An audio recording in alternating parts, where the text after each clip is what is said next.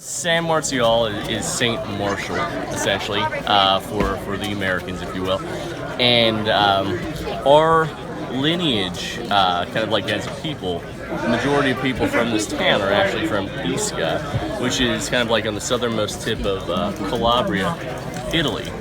And there, Saint Martial and his mother and his 7 brothers were essentially venerated because they were all essentially martyrs of the Catholic Church.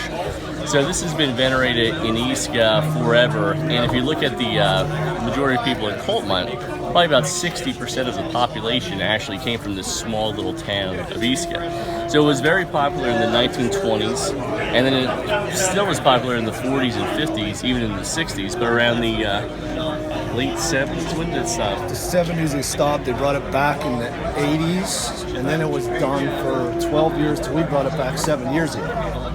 And we've been growing ever since. Last year we live streamed. We had 8 different countries looking at the event. We draw people from all over the country. We have people from Chicago here today, New York, Philadelphia. There's even someone from Oklahoma City here this year. So every year we've been kind of growing a little bit and getting better. And one of the main reasons why it actually stopped was because of this band. We brought, the first year we had tape recordings of our boys' band playing out of a fire truck, which sounded terrible. Some of the guys heard that. Sure did. And it opened it back up. So we kind of brought our boys' band back together with this event. Very popular. And that band started in 1921, and they also took a hiatus for about 20 or 30 years until they were brought back. Bill Milbrand was the conductor over there, who was the mayor of Shamokin a couple years ago. He does a great job of organizing the people.